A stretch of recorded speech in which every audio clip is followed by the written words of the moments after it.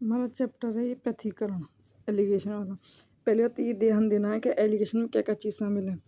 इसमें भी जो मिश्रण वाले क्वेश्चन है वो आएंगे, मतलब मिक्सचर। चैप्टर आएगा परसेंटेज, चैप्टर आएगा एसआई, लाभ और हानि, छूट डिस्काउंट वाला, और औसत के सवाल, समय और दूरी, और ये नंबर सिस्टम।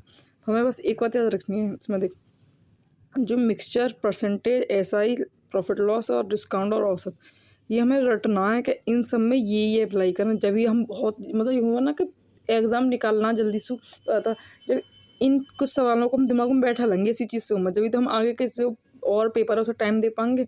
तो इस चैप्टर को तो बिल्कुल दिमाग में रटना, बार बार बार एलिगेशन तो हमेशा दिमाग में दोहराते रहना। ये वीडियो हमेशा रिकैप मोड में चलती रहनी चाहिए, ठीक है। अब यहाँ से शुरू करना है हम मिश्रण से। मिश्रण में क्या करेंगे, मैंने पहले बताई, जब एलिगेशन होगा तो एलिगेशन में यहाँ और यहाँ ये चीज़ चलेंगे कि जैसी कुछ चीज़ कोई चीज़ हुई है हमारी, इसमें मिश्रण है ये चैप्टर, तो मिश्रण यहाँ पे हमेशा क्वांटिटी आएगी, अनुपात के रूप में, संख्या के रूप में चीज़ आएंगी जो नीचे आएंगी वो हमेशा, ठीक है। क्वेश्चन, 2 बर्तनों में दूध और पानी का मिश्रण 3:2, 2 बर्तनों है ना क्रम से, तो एक में दूध और पानी ये, एक में दूध और पानी ये, दोनों बर्तनों में मिश्रण के किस अनुपात में मिलाया जाना चाहिए ताकि अंतिम मिश्रण में दूध और पानी का अनुपात 4:3 हो जाए, लास्ट वाले में इतना हो जाए, ठीक है। तो किस अनुपात में मिलाया जाना चाहिए, याद आने वाले क्वेश्चन हमने पीछे करे कि कोई चीज़ ऐसा कर करके, ये ऐसा कर करके यहाँ और यहाँ लिख रही है, जैसे मान लो ये लिख रही हैं 3:2 और 6:5, तो इसे किस अनुपात में, एक तो इन्हीं का अनुपात हो गया जो हम करते, पहले इनको बराबर करते और फिर इसके अनुपात में ये 2:3 के अनुपात में और बांट देगा। जब इनको बांट देगा फिर जो टोटल करके 2 और 3 की गुणा करेंगे फिर पूरे में, और इसमें 5 की, इसमें 11 की, फिर नीचे जो पूरा आएगा ये आ गया मिक्सर का अनुपात आ गया। ये वाली चीज़ हमें यहाँ ऐसे ही करनी है, ये फिर भी लॉन्ग पड़ जावे, हमें ऐसे ही करनी है ये। तो कैसे करनी है ये, मतलब ये बात तेरे पर बहुत ज़्यादा अच्छे से आती है क्योंकि मतलब तूने सिखाई मेरे को वाली चीज़ कि ऐसे करके होगी कि दूध और पानी। अब देख, दूध हमें एक चीज़ उठा के चलनी है, कोई सी भी, या तो दूध या पानी। पहले वाले में दूध है ना, ये रहा दूध और पानी का अनुपात इतना हो जाता है लास्ट में मिश्रण में। ये मिश्रण बीच का मिश्रण, अनुपात पूछा है, जब अनुपात पूछा तो अनुपात निकाल लेंगे। कैसे करेंगे, एक बार था, टोटल 3 दूध है, सॉरी 3 दूध है, तीन कितने में से है, टोटल कितनी दी है ये 5, तो 3/5। अभी इन सब चीज़ों को छोड़ दो, ये दूध कितना 6, टोटल कितना है 11, तो 6/11 ये लिख दिया। यहाँ पे कितना मिश्रण में कितना दूध और पानी 4:3, दूध कितना 4, टोटल कितना 7, ये 4:7। ये जो 11 गुणा 5 गुणा 7 करिए ना, ये इसके बट्टे में 5 है, इसके बट्टे में 11, इसके बट्टे में 7 है, तो इसलिए इनका एलसीएम ले दिया। तो डायरेक्ट एलसीएम 11 × 5 = 55 गुणा 7 कर दो, ये ऐसे कर करके लिख दिया है, ठीक है। सब में ऊपर गुणा कर दिया, बस कुछ ना है। 5 से 5 कट गया, 11 7 77, 77 231, 11 से 11 कट गया, 5 7 35, 35 गुणा 6 210, सेम ऐसे 7 से 7 कटे, 11 5 55, 55 गुणा 4 220, 231 में से 220 गए तो 11 बचे, और 220 में से 210 गए 10 बचे। तो कितना अनुपात आ गया हमारा, 10:11। इसमें ज़्यादा समझने की जरूरत नहीं क्योंकि मुझे मालूम है ये चीज़ बहुत अच्छे से आ गए। अगला क्वेश्चन, 30 ग्राम चीनी के घोल में 40% चीनी है, कितनी चीनी है 40%, घोल में 50% चीनी बनाने के लिए कितनी चीनी मिलानी आनी चाहिए। एक बात नोटिस कर, 40% चीनी है कितनी ग्राम में, 300 ग्राम में, ये रही 300 ग्राम, ये चीज़ ध्यान रखनी है। घोल में 50% चीनी बनाने के लिए मतलब लास्ट में चीनी कितनी बन जाए, 50% बन जाए, कितनी चीनी मिलानी चाहिए, मतलब कि सगली चीनी ही मिलानी चाहिए जितनी मिलानी चाहिए। तो मतलब जैसे एक हुआ ना कि एक घोल में 40% चीनी, मतलब बची हुई 60% कोई और चीज़ है, ठीक है। घोल में मतलब पानी है, शरबत है, कुछ भी है, तो इसमें लिखेंगे चीनी मिलानी, तो चीनी 100 की 100 मतलब चीनी मिलानी परसेंटेज में, ठीक है, ये परसेंटेज की बात है। 50% हो जाए ताकि मतलब ये बढ़ के 40 से 50 हो जाए, क्योंकि क्या था मिश्रण में पानी का घोल भी हो गए, तो जब 40 और 60 पानी होगा मान ले, अगर अब केवल पानी नहीं मिलाना, केवल चीनी है तो चीनी का 100% मिलाना है, ठीक है। अब मतलब मुझे पता ही चीज़ समझ में आ जाएगी, 100 में से 50 गए 50, 50 में से 40 गए 10। तो एक बात, 300 वैल्यू किसकी है, 50 की है ना, 300 ग्राम चीनी, इसकी वैल्यू यहाँ लिखनी है, ये केवल संख्या लिखनी है, मैंने पहले बताई। तो 5 जो 300 है 50 की वैल्यू है, तो 10 की वैल्यू कितनी है, 6 गुणा कर देंगे 60 ग्राम, वो ये 300/50 गुणा 10, तो हमारा कितनी चीनी मिलाई गई है, 60 ग्राम चीनी अतिरिक्त मिलाई गई है, ठीक है। मिश्रण में दिमाग में रखना है ये चीज़ें, मिश्रण और मात्रा नीचे, या तो मिश्रण ऐसे दे रखा होगा, ठीक है, या फिर अनुपात वाला या फिर ये परसेंटेज वाला, 2 क्वेश्चन ही दिमाग में बैठे होने चाहिए। ठीक है, अब आ जाए हम परसेंटेज में इस वाले क्वेश्चन को इसके अलावा किसी मेथड से करियो बहुत लॉन्ग जाएगा, सच में लॉन्ग जाएगा, तो इसलिए दिमाग में फिट होनी चाहिए कि इसी से करना है। वृद्धि परसेंट या कमी परसेंट पुरुष की, जी जनसंख्या वाले क्वेश्चन इसी से करने हैं। वृद्धि हुई या कमी हुई महिलाओं में, यहाँ पुरुष लिखने या महिला लिखनी है। टोटल मैंने पहले बताया, बीच में हमेशा टोटल आएगा, बीच में हमेशा कुल मिश्रण, पहला मिश्रण दूसरा मिश्रण दोनों को मिला के कुल मिश्रण। चीनी की पहली मात्रा, चीनी की मिलाई गई मात्रा, टोटल मात्रा। सेम ऐसे ही पुरुषों की जनसंख्या, महिला की जनसंख्या, टोटल जनसंख्या। फिर जो चीज़ यहाँ है ये पुरुषों की संख्या आ गई, जो चीज़ यहाँ ये महिलाओं की प्रारंभिक संख्या आ गई। और एक और चीज़, ये प्रारंभिक संख्या होगी। ये अगर हमसे इसमें ये पूछता ना, देखो 300 ग्राम चीनी पहले ही मिलाई कितनी की, 60 ग्राम। अगर ये पूछ लेता हमसे कि कितनी चीनी मिलानी चाहिए कि जगह, टोटल चीनी कितनी हुई पूरे मिश्रण में, तो फिर हम क्या करते, दोनों का योग, क्योंकि पहली चीनी है ये बाद की चीनी है, 360 हो जाती टोटल। ठीक है, ऐसे ये पहले ये पुरुष हैं ये महिला, इन दोनों का टोटल जनसंख्या आ जाती। ठीक है, क्वेश्चन, एक कस्बे की जनसंख्या 1,20,000 है। यदि पुरुषों की संख्या में 7% और महिलाओं की संख्या में 10% की वृद्धि होती है तो कस्बे की जनसंख्या में 9.5% की वृद्धि होगी। उस कस्बे में रहने वाली पुरुष और महिला जनसंख्याओं के बीच अंतर ज्ञात करना है। ठीक है, तो देख पुरुष कितनी है, 7%। ठीक है, महिलाओं की में 10% वृद्धि। ये वृद्धि और घटाना से याद रखना, कमी लिख होती तो माइनस लिख देते संगी से। वृद्धि है तो केवल चाहे प्लस लिखो या मत लिखो, क्योंकि सब में वृद्धि, टोटल में भी वृद्धि है, प्लस मत लिखो वरना माइनस जहाँ जहाँ ये माइनस लिखाने, क्योंकि फिर माइनस का फर्क पड़ेगा वो करने में। तो 7% पुरुष, 10% महिला और 9.5% टोटल वृद्धि हुई, कस्बे की जनसंख्या में इतनी वृद्धि हुई। ठीक है, 10 में से ये गए 0.5, 9.5 में 7 गए 2.5, 5 एकम 5, 5 हम 25, तो 1:5 आ गया इनका आराम से। 10 में से 10 में हटा दिया ना हमने, तो 5 और 1 6, ये टोटल संख्या है ना 6 की वैल्यू कितनी है, 1,20,000।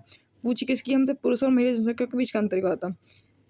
महिला 5 है, पुरुष 1 है, अंतर कितना है 4, तो 6 की वैल्यू जब ये, तो 4 की वैल्यू कितनी हो गई 80,000, यही अंतर है हमारा। ठीक है, एक चीज़ और बता दूँ, ये तो इसमें तो बिल्कुल ही सन ने आसान सा लग दिया, वरना पुरुषों की जनसंख्या वृद्धि, महिलाओं की जनसंख्या वृद्धि, और इसके अलावा यहाँ वृद्धि ना देकर पता है क्या बोलता है, इतनी मतलब संख्या में 10,000 की वृद्धि हो गई। 10,000 मतलब हमसे कह देता है 10,000 की वृद्धि हुई है, तो 10,000 की वृद्धि हम परसेंटेज में कैसे निकालते हैं, परसेंटेज ही रखें बीच में। 10,000 की वृद्धि 1,20,000 पे, 1,20,000 पे गुणा 100, ऐसे करके परसेंटेज निकालते तभी आता, अगर संख्या दे रखी होती तो। ठीक है, वो चीज़ कर लियो परसेंटेज में, बस यही एक चैप्टर सवाल दिमाग में फिट हो बैठने जाना चाहिए। ठीक है, अब हम आएगा आय और व्यय। ये सवाल अभी ग्रुप डी में भी करके आई हूँ, मुझे लगा मैं तो बालक छोड़ के आऊँगा, मेरा क्यों हो गया, बस क्योंकि मैंने अभी पढ़ाया ना ये वाला चैप्टर तेरे को, आय और व्यय वाला, बचत वाला, तो वहाँ पर मेरा आराम से हो गया ये। बस इसमें पता क्या बात याद रखनी, ये कहीं ना कहीं याद रखने वाली चीज़ है कि आय बीच में, पहली बात बस एक चीज़ याद रख लो कि आय बीच में, आय जैसे बीच में याद कर लोगे ना कि आय बीच में, तुरंत फिर तो समाधान मिल ही जाएगा कि खर्च इधर और बचत इधर। ठीक है, बस ये फिक्स है इसमें कि आय बीच में, खर्च और व्यय ऊपर ऊपर साइडों में। तो अगर ये इधर खर्च लिखा तो ये खर्च की संख्या आएगी, ये बचत लिखी तो ये बचत की संख्या आएगी। ठीक है, मतलब लेकिन मैं सच बोल रही हूँ, ये याद ही होने चाहिए। एलिगेशन तो सच में चैप्टर दिमाग में फिट बैठना चाहिए। यदि किसी परिवार की आय 6% कम हो जाती है, नेगेटिव है देख ले, कम, सॉरी 6%, मतलब वो बता दूँ क्यों, बस मैं नेगेटिव पे ध्यान दे, प्लस माइनस पे 6% कम हो जाती है, और व्यय 8% कम हो जाता है, 8% कम, तो उसकी बचत 4% बढ़ जाती है, तो प्लस देख ले, तो उस परिवार की आय और व्यय का अनुपात क्या होगा। एक बात नोटिस करनी है, देखो यहाँ पे आय 6% कम हो गई, आय कहाँ लिखनी है, बीच में -6, व्यय 8% कम हो गया, व्यय कहाँ लिखना है, यहाँ साइड में, बचत 4% बढ़ जाता है तो इधर साइड में। अब एक बात बता, 4 बढ़ा है -6 बढ़ा है, 4 बढ़ा है, तो 4 में से 6 गए तो 4 में से माइनस का चिन्ह लगाना है, और फिर ये तो बस ये देख संख्या है तो हमने कोष्टक के अंदर लिखी है, 4 में से घटेंगे ये, तो माइनस माइनस कितने हो गए, प्लस, 4 और 6 10। अब कहता है इसमें से ये घट गई, तो अब इसमें से ये घटेंगे, इन चिन्हों को इसके अंदर ही रख लो, इन चिन्हों को मतलब मत रखो, चिन्ह तो बाद में दिखाएंगे। -6 माइनस, ये चिन्ह अंदर रखो इसके -8। ठीक है, तो माइनस माइनस प्लस, तो -6 प्लस के 8, 8 में से 6 गए तो 2 बचे। ठीक है, तो 5:1 में टूट गया, ये 5 में खर्च हुआ, 1 अनुपात में बचत हुआ। ठीक है, पूछा क्या है इसने हमसे, परिवार की आय और व्यय का अनुपात। एक आता व्यय कितना है 5 और आय कितनी है, ये जब ये बचत है ये व्यय, तो टोटल मिला के तो हमारा आय आई है, तो टोटल आय 6 और व्यय आ गया 5। ठीक है, ये सवाल समझ में। इसमें से ये घटाओगे भाई, तो ये चीज़ ऐसे घटा दी हम 4 में से, क्या घटना है, एक संख्या घटनी है, बीच की संख्या लिख दी पूरी की पूरी। अब ये तो प्लस माइनस तो इफेक्ट पड़ा है ना बाद में, कि माइनस माइनस प्लस हो गए। सिम इसमें से ये घटेगा, तो बस हमने इसमें से ये घटा दिया, हमने ना देखा ये कुछ मत देखो, 6 प्लस में माइनस, बस तुम्हें लिखना है घटेगा क्या घटना, -8 घटना, -8 +8 2 आ गया। ठीक है, अब ये बचेगा हमारा SI कैसे करनी है, ब्याज की दर, ये भी ब्याज की दर, और यहाँ कुल ब्याज लिखनी है। ठीक है, ये आय व्यय का ये सवाल दिमाग में बैठा होना चाहिए। ब्याज की दर वाला कैसे करना है, ये इधर ब्याज पहली दर, इधर दूसरी दर, और दोनों को मिला के कुल दर कितनी हुई, किसी तीसरे में जमा करिए, कुछ भी है, तो यहाँ भी मूलधन आएगा, यहाँ भी मूलधन, मैंने कहा नीचे संख्या ही आएंगे हमेशा। ठीक है, हरीश के पास 40,000 हैं, उसने इसे 2 बैंकों में जमा किया। पहले बैंक द्वारा दिया जाने वाला ब्याज 9.5 प्रतिवर्ष है और दूसरे बैंक द्वारा दिया जाने वाला ब्याज 5.5 प्रतिवर्ष है। यदि 1 वर्ष के अंत में हरीश को 3200 ब्याज मिले तो दोनों बैंकों में जमा राशि के बीच का अंतर ज्ञात करना है। ठीक है, एक बात बता, दोनों राशि के बीच का अंतर, हम ये राशि निकले ये राशि निकले, इनका दोनों का अंतर निकाल सके ना। तो कहता पहली दर दे रखी है हमें, ये रही पहले बैंक की दर, ये रही दूसरे बैंक की दर, ये रही, पर तीसरे बैंक में ब्याज दे रखी है, दर नहीं दे रखी है। ठीक है, तो हम पहले निकालेंगे भाई कैसे, जैसे मैंने ऐसे इसमें बताई कि अगर संख्या दे रखी होती तो टोटल वृद्धि जो हुई है वो कितने में हुई है, 100 निकालते, बीच वाली चीज़ निकालते, इसमें दे रखी है, बस इसमें वो चीज़ देना रखी, इसमें निकालनी है। ठीक है, तो कैसे निकालने की बात था, हमें रेट निकालनी है। रेट का फॉर्मूला क्या होगा, रेट का SI बराबर होगा P गुणा R गुणा T बट्टे 100। ठीक है, अब R की वैल्यू में ये SI है ना, SI गुणा 100, इस 100 के गुणा इधर कर दो, P बट्टे T नीचे कर दो, तो R निकले ही ना, निकले ही, तो ये 3 R बराबर SI बट्टे P गुणा 100 बट्टे T, ये इसी फॉर्मूले से निकला। इस सब कुछ बस सब डायरेक्ट लिख दूँ मैं तो एकदम से हम कन्फ्यूज हो जाए। SI की वैल्यू कितनी दे रखी है, 3200, 100 है ये, P हमें अभी कितनी दे रखी है, टोटल रुपये तो ये रहे ना 40,000, और गुणा T 1 वर्ष के अंत में। ठीक है, दोनों बैंक में जमा राशि के बीच का अंतर, तो 2 बैंक में पहली बैंक द्वारा दी जाने वाला ब्याज, दूसरे बैंक द्वारा दी जाने वाला ब्याज कितना है। ठीक है, एक बात अभी निकली है मेरे 8%, पहली दर ये, दूसरी दर ये, बीच की दर हमारी ये, तो 9.5 में से 8 गए तो 1.5, 8 में से 5.5 गए तो 2.5, इनका अनुपात लोगे तो 5:3 आ गया। ठीक है, अब प्रश्न अनुसार हमारा क्या बनेगा, प्रश्न ये बनेगा हमारा 5 और 3 8, 8 है टोटल वैल्यू, क्योंकि देख इसमें बस ये करा 40,000 को इसमें इतने रुपये लगाए, इसमें इतने रुपये लगाए, बटे ना अलग अलग, और ये टोटल पर लगाइए, तो 8 वैल्यू 40,000 की, तो हमसे पूछी कितनी इनका अंतर, दोनों की मूलधनों का 2 का अंतर कितना है, जब 8 की वैल्यू 40,000 तो 8 पन्ना 40, 5,000 आया, तो 2 का 5 दूनी 10, 10,000 आ गया अंतर। ठीक है, सवाल समझ में आ गया। ये कह रहा है 40,000 रुपये को 40,000 को 2 भागों में बांट दिया है, एक इसमें इधर में, एक इस इधर में, तो इन दोनों को मिलाकर जो प्राप्त होगा वो इसके बराबर होगा जो अलग से दिया गया कहीं तीसरे बैंक को। ठीक है, आ गया वो समझ में। ये लाभ और हानि वाला सवाल कैसे हो, मैं या तो ऊपर क्रय मूल्य हो और बीच में मैंने कही ना इन्हीं का जो चीज़ यहाँ लिखेगा उनका मिश्रण ही होगा। ये जैसे पहली रेट यहाँ, दूसरी रेट यहाँ, तो दोनों रेटों का मिश्रण, पहला क्रय मूल्य, दूसरा क्रय मूल्य, दूसरे क्रय मूल्य का मिश्रण, नीचे बस मात्रा ही आएगी। ठीक है, एक तो ये सवाल, एक इसका ये सवाल है प्रॉफिट लॉस का, लाभ या हानि यहाँ लिखी जाएंगे, लाभ या हानि यहाँ कुल लाभ हो, ये टोटल लाभ है नहीं, या तो यहाँ पे एक आता लाभ जो या हानि जो क्रय मूल्य पे आता है, या तो CP पे आता है ना हमेशा जो लाभ और हानि निकाल, या उनकी क्वांटिटी मात्रा पे आएगा। ठीक है, अब हम पहले प्रॉफिट लॉस कर लें कंप्लीट। प्रॉफिट लॉस में क्या करना है हमें कि एक पंसारी को 60 रुपये प्रति किलोग्राम, ये सवाल बहुत ज़्यादा इंपॉर्टेंट है, एक पंसारी को 60 रुपये प्रति किलोग्राम और 65 रुपये प्रति किलोग्राम की 2 प्रकार की चाय को किस अनुपात में मिलाया जाना चाहिए कि मिश्रण को 68.20 प्रति किलोग्राम पर बेचकर उसे 10% का लाभ हो। बस एक छोटी सी मिस्टेक बहुत कुछ बिगाड़ सका, जो मतलब बच्चे को रट चुकी है कि अगर ये दे रखी है ना बेचकर, इसका मतलब है ये SP है।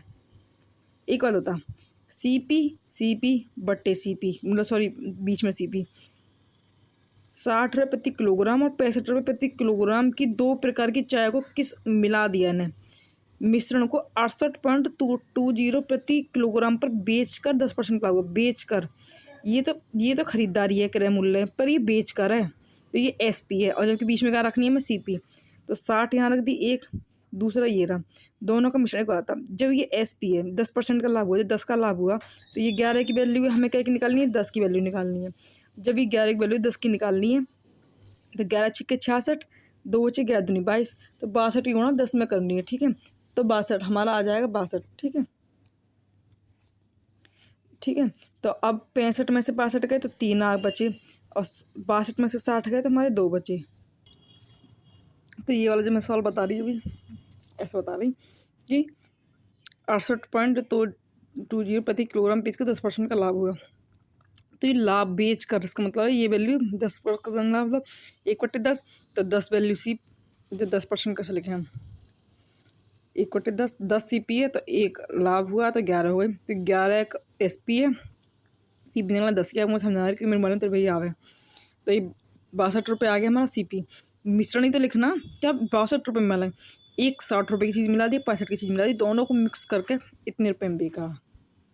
ठीक है, अब 65 रुपये में से ये घटेंगे 3, 62 में से ये घटेंगे 2, तो अनुपात कितना आ जाएगा। और यही पूछा है कि किस अनुपात में मिलाया जाना चाहिए। एक बात है, मान ले कोई एक चीज़, किसी के भाई सेब हैं, सड़ गए हैं और वो आधे रेट के रह गए हैं, बस ये सेब अच्छे वाले हैं, तो वो क्या करे, हमेशा कभी भी देगा ठेली वालों पर, दोनों को मिला देगा और फिर एक बीच की रेट में बिकेगा, कितने रुपए किलो लो, इतने रुपए किलो लो, तो यहाँ पर दोनों को CP निकलेगा।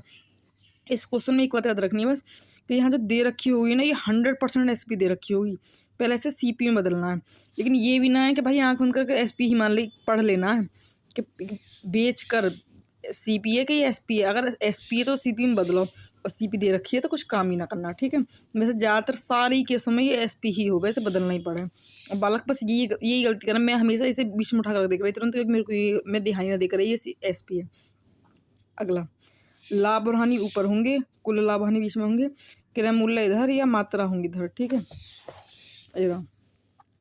एक छात्र ने 150 रुपये में 10 पेंसिल और 8 पेन खरीदे। ठीक है, 150 रुपये में मतलब CP है एक चीज़ का, यानी 10 पेंसिल खरीदनी 150 रुपये में और 8 पेन खरीदी।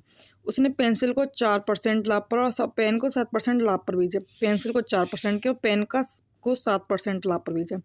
कुल मिलाकर उसे 9 रुपये का लाभ हुआ, टोटल लाभ 9 का हुआ।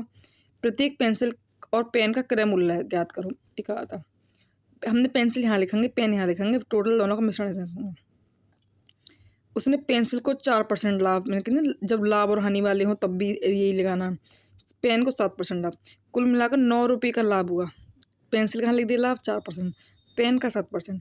अब क्या था, ये कह 9 रुपये का लाभ हुआ, लिखनी परसेंटेजों में चीज़ें, दे रखा है रुपये। अब यार 9 रुपये का तो हम कुछ ना कर सके, 9 रुपये का तो परसेंटेज मतलब।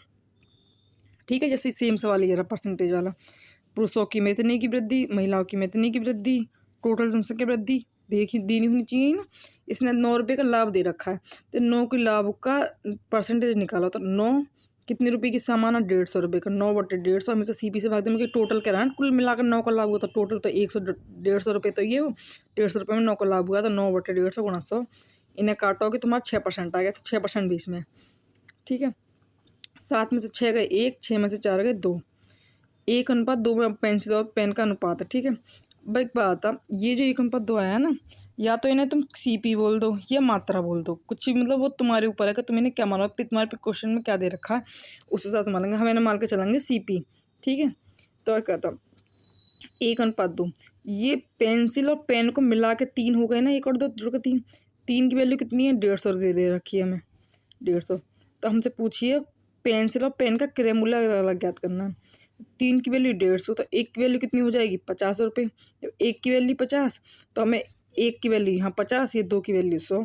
ठीक है, ये तो समझ में आ गई ना, 3 की वैल्यू 150 तो 1 की वैल्यू 50, तो ये 50 रुपये की है, ये 100 रुपये की। ठीक है, तो पेंसिल हमारी 50 रुपये की है क्रय मूल्य, और पेन हमारी 100 रुपये की है। अब एक चीज़ और कह रहा है संग संग, ये कह रहा है हमसे कि क्रय मूल्य निकालना, यही चीज़ इंपॉर्टेंट है, बहुत ज़्यादा इंपॉर्टेंट है, क्रय मूल्य इनका निकालना अलग अलग। तो ये केवल ये निकला पूरी की क्रय मूल्य, पेंसिल जितनी भी, ये पेन का टोटल का क्रय मूल्य, जो टोटल 150 रुपये थी टोटल। पर एक चीज़ बस यहाँ छोटी सी चीज़ नोटिस करनी है, पेंसिल है कितनी 10, पेन है कितनी 8, तो 10 पेंसिलों का ये टोटल 1 का निकालना, क्योंकि हमसे करना प्रत्येक का। तो जब 10 की वैल्यू 50, तो 1 की वैल्यू कितनी 5। ऐसे जब 8 पेन है, 8 पेनों की वैल्यू 100, तो एक की वैल्यू कितनी, 12.5। आ गया ना सवाल सामने। एक बार और समझा दूँ इस सवाल को मैं, कि मेरे हिसाब से ये सवाल इंपॉर्टेंट है, मैं गड़बड़ कर दूँ, मतलब इस चीज़ में गड़बड़ करूँ बस क्रय मूल्य निकालने में, क्योंकि ऑप्शन में ये भी दे रखा होगा और ये भी दे रखा होगा, तुरंत छटते हम ये लगा दें, हम भूल जाए कि प्रत्येक का निकालना। एक छात्र ने 150 में 10 पेंसिल और 8 पेन खरीदे। उसने पेंसिल को 4% लाभ पर, पेन को 7% लाभ पर बेचा। कुल मिलाकर उसे 9 रुपये का लाभ हुआ। प्रत्येक पेंसिल और पेन का क्रय मूल्य ज्ञात करो। ठीक है, अलग अलग केवल ये पूछता है प्रत्येक पेंसिल, मतलब प्रत्येक में लिख के उसके कहता है पेंसिल और पेन का क्रय मूल्य निकालोगे तो वही इतना आ जाता। प्रत्येक लिखते ही हमें अब सबका अलग अलग निकालना है। कैसे निकालेंगे, पेंसिल का लाभ यहाँ, पेन का लाभ यहाँ, और टोटल लाभ हमने 9/150 पर लाभ 6% आ गया। 7 में 6 का 1, 6 में 4 का 2, 1:2 के अनुपात में।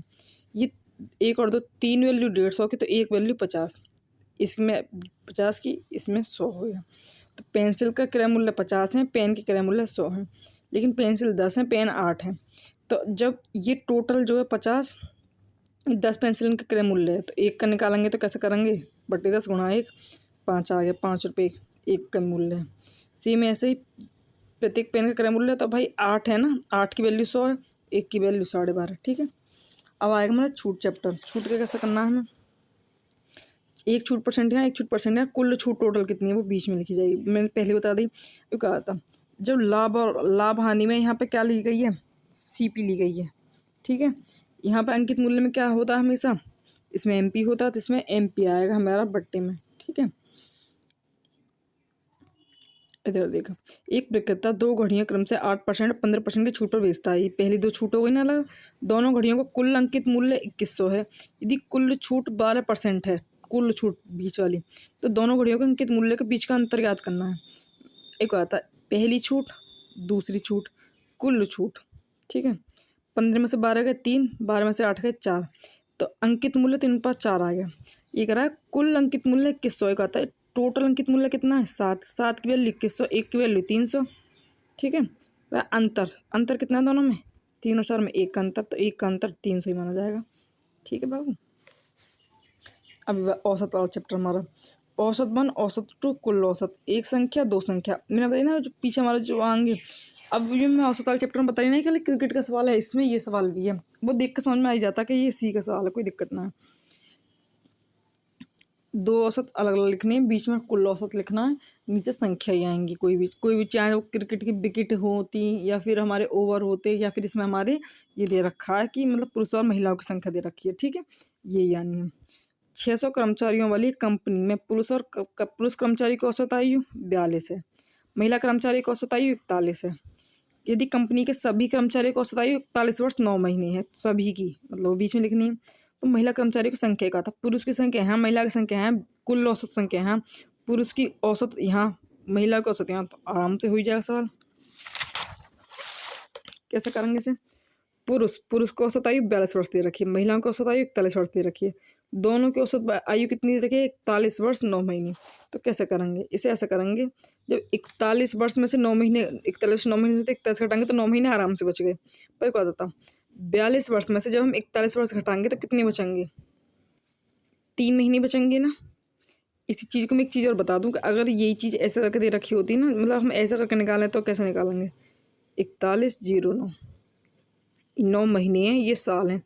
जब यहाँ से 10 में 0 में से 9 ना जा सका, जब यहाँ से 1 हासिल लेंगे ना, तो वो 1 हासिल ना जाकर 12 जाएगा डायरेक्ट हासिल, क्योंकि 1 साल 12 ये महीने है ना इधर, तो 12 महीने जाएंगे, 12 में से 9 गए 3 महीने, और यहाँ 41 कुछ ना बचा, 3 महीने। या तुम ऊपर ऊपर से देख लो, 41 वर्ष 9 महीने, 42 वर्ष होने में कितने महीने बाकी हैं अभी, 9 10 11 12, 3 महीने बाकी हैं। तो इसमें से जब इसमें से ये घटेगा 3 महीने बचेगा बस। ठीक है, नस्ल अगर कोई कठिन का चीज़ होता है याद रखना कि एक जो हासिल जाएगा वो 12 महीने का जाएगा डायरेक्ट, क्योंकि साल है महीने हैं। एक बात, जो हमारे पुरुषों की संख्या 3, महिलाओं की संख्या 1, टोटल संख्या कितनी दे रखी है हमें, 600, ठीक है ना, 600 कर्मचारी वाली कंपनी में, तो टोटल कितनी है, 600 संख्या कितनी की वैल्यू है, ये पुरुष ये महिला, तो टोटल संख्या आ गई हमारी 4, 600/4, क्योंकि हम जाते ऐसे करेंगे वही वाली आ जाते हैं। महिलाओं की संख्या, महिला हमारी 1 है, तो 1 अनुपात में, तो ये आ जाएगा डायरेक्ट हमारा 150। ठीक है, पुरुष की पूछते तो गुणा 3 कर देते 1 की जगह। अब ये सवाल वो है जो समझ में कम आ रहा, गेंदबाजी वाला, गेंदबाजी औसत इधर, गेंदबाजी औसत होता है। गेंदबाजी तो विकेट के रूप में औसत ले में ना कि उसने कितने रन पे कितने मतलब विकेट लिए, पता नहीं कैसे ले, मुझे मालूम, मुझे इतनी मालूम बस। गेंदबाजी औसत में एक पहला औसत इधर, दूसरा औसत इधर, कुल औसत इधर, विकेट नीचे, विकेट ओवर होते तो नीचे, ओवर होते कैसे करेंगे। एक गेंदबाज प्रति विकेट औसत रन, हाँ मतलब एक विकेट में उसने कितने रन दिए ऐसे करके ऐसा है, तो 11.5। अगली पारी में गेंदबाज ने 5 विकेट लिए और 40 रन दिए अगली पारी में, जिससे उसका गेंदबाजी औसत 5.5 कम हो गया, सॉरी 0.5 कम हो गया। कुल विकेटों की संख्या, एक बात था, पहले कुछ विकेट इधर, लास्ट के बचे हुए विकेट इधर, कुल विकेट इन दोनों का योग होगा। पहला औसत रन रेट इधर, दूसरा औसत रन रेट इधर, कुल औसत रन रेट इधर। इसमें दिमाग ही मत लगाओ, बिल्कुल बस इतना याद रखो, औसत शब्द दे रखा है ना, तो पहला औसत इधर, दूसरा औसत इधर, कुल औसत कुल दे रखा होगा, बात है जिससे उसका गेंदबाजी औसत 5.5 कम हो गया भाई, तो इसमें से 5.5 कम हो गया, मतलब कुल दे रखा है, इसके लिए दे रखी है हमें, ठीक है। अब कैसे करना है, पहले तो मैं यहाँ पे वैल्यू रखनी सिखाऊंगा बस खाली, क्या कैसे वैल्यू रखनी है। ये कह रहा है कि एक गेंदबाज का प्रति विकेट औसत रन कितना है, 11.5 है। तो हम पहले यहाँ पहला वाला अगले पीस पे करूँगा, पहला कितना है, ये 11.5 है, ठीक है। अगली पारी में गेंदबाज ने 5 विकेट लिए और 40 रन दिए, जिससे गेंदबाजी औसत 5.5 कम हो गया, ठीक है। अगली पारी में था ये औसत रन रेट निकल कैसे रहा है तुम्हारा, ये निकले हमारा गेंदबाजी का औसत रन रेट कैसे निकलेगा, निकला रन बटे विकेट, ठीक है। रन कितनी है, अगली पारी में गेंदबाज ने 5 विकेट लिए, 40 रन दिए, 40 रन 5 विकेट, 5 अट्ठे 40, 8 आ गया। तो एक वैल्यू ये रही, एक वैल्यू ये रही। अब ये करा तो उसका गोंद ऐसे ये इतने रन देने से जिससे उसका गेंदबाजी औसत 5.5 कम हो गया, मतलब यहाँ से कम हो गया, इतने रन देने के चक्कर में उसका रन रेट 5.5 कम हो गया। तो 0.5 कम होने से कितना बचेगा, कुल 11, 0.5 घटेगा ना इसमें से, तो 11 बचा बस। अब ये करा है तो कुल विकेट कितने लिए हैं टोटल, एक बात था, इसकी विकेट तो हमें मालूम है ना कितनी है, कितने विकेट है इसके, 5 विकेट है, 5 विकेट, विकेट लिख लें नीचे, रन नहीं लिखनी, पारी होती तो पारी लिखते, ये 5 है, 11.5 में से ये गए तो 0.5, 11 में से 8 गए, 9 10 11 3, ठीक है। अभी मैं बताऊँ ये मुझे कैसे करना है, इसे हटा के 10 आएगा, 10 इधर गुणा हो जाएगा 30, ठीक है। तो 30 गुणा 5, 5 एकम 5, 5 6 30, 6 अनुपात 1, 1 की वैल्यू 5 है, 6 की वैल्यू कितनी आ जाएगी, 5 गुणा कर दो, 30 आ गई। टोटल विकेट कितने आ गए, 35 आ गए, ठीक है। आज तो समझ में आ गया ये, ठीक है। पहला औसत इधर, दूसरा औसत इधर, बीच का औसत ये हमारी विकेट ये रहे, 5 दे रखे, 1 की वैल्यू 5 है तो 6 की वैल्यू 30 आ गई। ये पहले विकेट अगर पूछेगा पहले विकेट कितने लिए गए तो इतने लिए गए, बाद के विकेट 5 दे रखे हैं, टोटल पूछेगा तो दोनों को जोड़ देंगे, ठीक है। क्वेश्चन ये और समझा दूँ औसत का संगीसन। एक क्रिकेटर जिसका गेंदबाजी औसत 11.125 रन प्रति विकेट है, वह 38.5 रन देकर 7 विकेट लेता है, इतने रन देकर 7 विकेट ले रहा है, ठीक है। इस तरह उसका औसत इतना कम हो गया, तो कम हो गया भाई, इसमें से तो कम होगा ये, है ना। तो अंतिम मैच तक उसके द्वारा लिए गए विकेटों की संख्या याद करने का था। पहले हम ये हमें दे रखे हैं, ये रहे इसमें से 1.125, ये रहे 1.125, घटाओ क्योंकि ना कम हो गए, तो ये हो गए 10 बच्चे कुल। ये वाली जो संख्या ना ये ऐसे निकलेगी कि देख वह इतने रन देकर 7 विकेट लेता था, 38.5 ये निकालेंगे, और गेंदबाजी औसत कैसे निकालेंगे, 38.5 बट्टे 7, तो 7 पन्ना 35, 7 5.5। अब इसमें से ये घटेगा तो 1.125, 10 में से 5.5 घटे तो 4.5, इनका रेशो निकालोगे तो 4:1 आ गया। इनको अगर मैं इनके रेशो में निकालने में दिक्कत हो रही है ना, तो ऐसे निकलेंगे 4.5 क्या है 1.125, 1.125, ठीक है। मैं बताऊँ दिक्कत हो रही है तो कैसे करनी है, 10 आ गई, 10 में लौटा 3 0 आ गए, 1 0 से 1 0 कट गई, कुछ ना रेशो लेना होगा बस हमें। 5 निम 45, 5 दूनी 10, 1 बचे, 5 दूनी 10 5 25, ठीक है। 1 9 से कट रही है ना, 5 और 2 7 और 8 9, 9 से कट रही है, 9 1 9, 9 दूनी 18, 19 20 21 22, 9 पन्ना 45, 25 आ गए, 25 से कम 25, 25 चौका 100, 1:1/4। तो जाहिर सी बात है ना, रेशो में ये धर जाएगी 4:1 ऐसा आएगा। ठीक है, 4:1 आ गया। ठीक है, अब ये हमें दे रखा है ना 7 विकेट, तो ये वैल्यू किसकी है 7 की, तो 4 की निकालनी है, तो 28 आ गई। टोटल हमसे टोटल विकेट पूछेगा, अंत ये इसने कही हमसे, तो अंतिम मैच तक उसके द्वारा लिए गए विकेटों की संख्या थी लास्ट तक, तो 28 और 7 के हो गए 35 हो गए। ठीक है, अगली बात समझ में, कुछ भी ना करना होगा हमें इसमें। पहला जो औसत रन रेट है वो हमारा वो लिखे हैं हम यहाँ, जो दे रखा है कितने रन देकर कितने विकेटों में वो दिया है, वो वाली जो हमने निकाली है ना, ये 38.5/7 करके जो निकाली है, इतने इतने रन देख में इतने रन में इतने विकेट लिए हैं ऐसा करके, इससे 5.5 जो है वो हमें यहाँ लिखे हैं। अब एक रहा ऐसे करने के चक्कर में पहली औसत रन से 1.125 कम हो गया, तो इससे 1.125 जब कम हो गया, तो 0 0 0 0 1, तो 10 ही तो बचा। तो ये 10-20 ये औसत रन रेट इतना हो गया, ये कह रहा ठीक है, औसत रन रेट इतना मतलब कम हो गया, इसकी वजह से हुआ, तो ये टोटल की तो वैल्यू है ये। ठीक है, जब इनका रेशो लिया था अभी हमने मेनू पर दिखा दिया ये कि इसमें से इसे घटाएंगे जो भी करके वो 4:1 आया। एक बात था, इसके विकेट दे रखे ना हमें 7, तो 7 की वैल्यू कितनी है 1 की वैल्यू 7 है, तो हमें किसकी चाहिए अब 4 की चाहिए हमें। 7 चौका 28, तो हमसे इसने पूछी क्या टोटल पूछी है ना, तो ये 28 हैं, ये 7 हैं, 28 और 7 जुड़ के आ जाएंगे हमारे, कितने आ गए 35 आ गए। ठीक है, अब संग संग ये वाला बता दूँ पारी वाला। एक खिलाड़ी की 64 पारियों की औसत 62 रन है, 64 पारियों के औसत 62 है, उसके अधिकतम और ना ये वाला सवाल नहीं, ये वाला ना का भारी, ये वाला सवाल है वो। क्रिकेट के पहले 10 ओवरों में रन रेट केवल 7.2 था। 272 रनों के लक्ष्य तक पहुंचने के लिए शेष 40 ओवरों में औसत रन रेट क्या होगा। ठीक है, ये रहा सवाल। क्रिकेट के पहले 10 ओवरों में रन रेट इतना है, 272 रनों के लक्ष्य तक पहुंचने के लिए 40 ओवरों में औसत रन रेट क्या होना चाहिए। ठीक है, तो मैं पहले से निकालूंगी, तो कि रन रेट क्या होना चाहिए। ठीक है, तो पहले इनका औसत रन रेट कितना है 7.2 है हमारा, करा है 200 कितने ओवर लिखनी है मैंने कही ना, ओवर यहाँ पर संग से नीचे जैसे लिख दो ओवर, ये 10 ओवरों के बाद चल रही है, विकेट होते तो विकेटों के बाद चलती। ठीक है, तो ये करा है कि 272 रनों के लक्ष्य तक पहुंचने के लिए शेष ओवरों में रन रेट क्या होना चाहिए, तो शेष में यहाँ पूछा शेष में कितना होना चाहिए, 272 रनों के लक्ष्य तक पहुंचने के लिए 40 ओवरों में औसत रन रेट क्या होना चाहिए, तो 272 रनों के लक्ष्य तक पहुंचने के 40 ओवरों में कितना रन रेट होना चाहिए। एक बात मैं बस थोड़ी सी बात फिर से समझाऊँ, पहले 10 ओवर है मान लें हमारे। ठीक है, 10 ओवर में हमारे औसत रन रेट हमारा आ रहा है निकल के 7.2। ठीक है, अब ये कह रहा है कि 272 मतलब कि इंडिया पाकिस्तान का मैच है, तो इंडिया पाकिस्तान के मैच में पाकिस्तान ने बनाया हमारे 272 रनों का लक्ष्य है, वहाँ तक हमें पहुँचना है।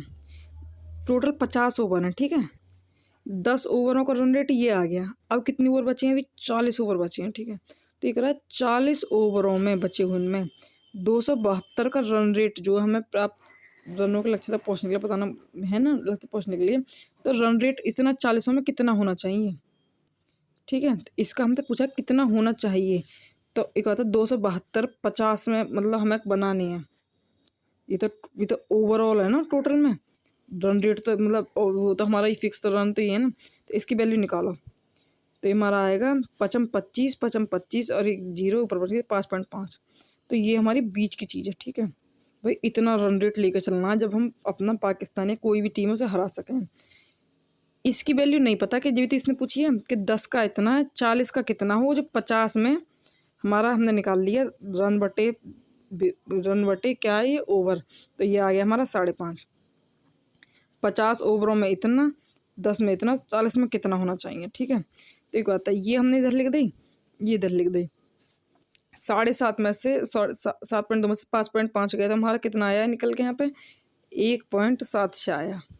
अब इसमें से इसे घटा दे अब। ठीक है, तो एक बात है ये 10 ओवर है, ये 40 ओवर है, 40 ओवर की वैल्यू ये है, 1.76 वैल्यू किसकी है 40 की, तो 10 का यहाँ की वैल्यू निकाल सके ना हम, तो यहाँ की वैल्यू जो हम निकालेंगे तो ये निकल के आ रही है हमारी। अब सॉरी बस एक गलती हुई, 40 वैल्यू इसकी है 1.76, हाँ मैंने सही तो लिखी, 1.76 वैल्यू है 40 की। तो 10 की वैल्यू कितनी आएगी, तो काटेंगे हम 0 से 2 के, 4 चौक 16, 4 चौक 16, पॉइंट इधर ही तो पॉइंट इधर आ गई, 0.44 आ गई इसकी वैल्यू एक वाले की, 0.44। इसमें से ये घटा है तो इसमें से ये घटेगा, तो कितना आ जाएगा हमारा, जब इसमें से ये घटेगा तो 5.5 में से 4 घटेंगे तो आ जाएगा 604, 4.06। तो ये आ जाएगा हमारा 5.44 वैल्यू। जब इसमें से ये घटेगा तो हमारा यहाँ आ जाएगा हमारा निकल के, ये आ जाएगा हमारा 5 आ रहा निकल के, ठीक है। 5.4 में से ये घटाएंगे तो 5 आ गया हमारा। तो यही पूछा है हमसे, इस हिसाब से मैंने शुरुआत करी। मैं एक बार और समझा दूँ। 10 ओवर हैं, सब मारे क्लियर, रन रेट 7.5 है।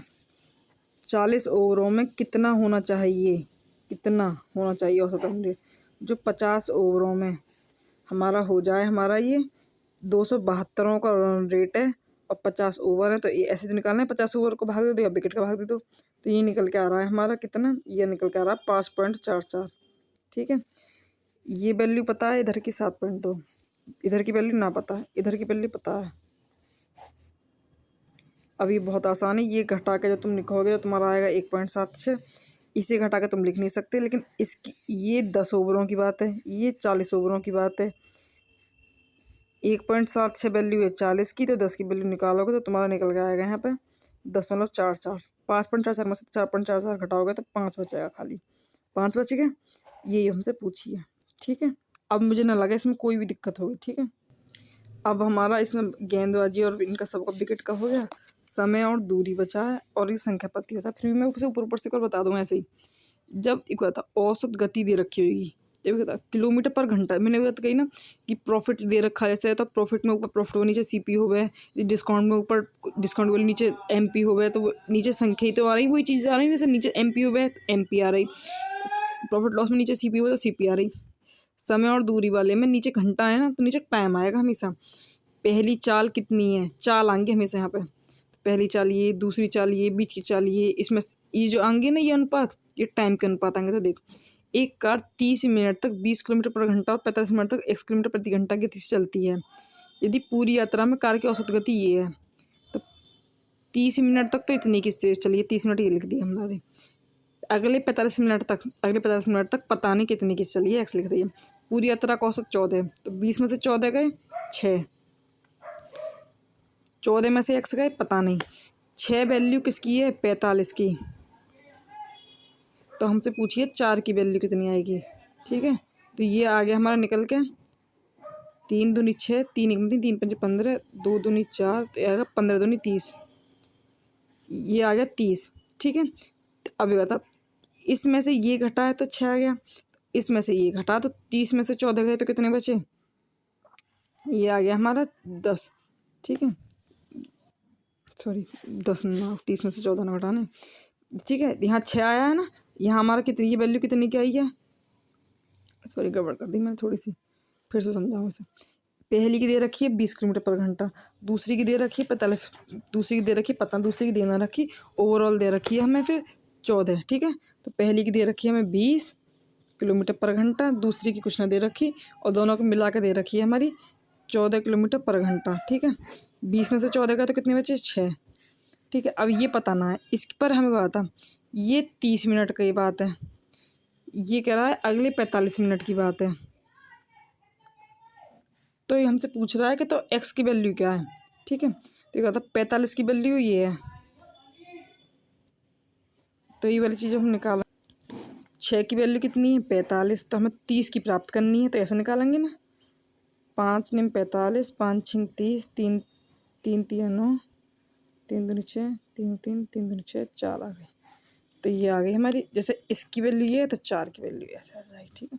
मतलब बाबू एक बात ध्यान से सुनियो कि जब इसकी ये दे रखी है और ये निकालनी है, तो हमें इतना तो पता ही रहेगा ना, ये अपोजिट लिखे जामे हमेशा, तो इस चीज़ में कन्फ्यूज मत होइए, मतलब 45/6 में भी कर रही तो कन्फ्यूज होता कैसे ना होनी। इसमें कोई चीज़ है, मान लो हमें इसकी वैल्यू ये है, तो ये हमेशा पॉजिटिव लिखे जाएगा। तो 30 की क्या होगी, 30 ऊपर आएगी, 30 ऊपर इतनी नीचे है।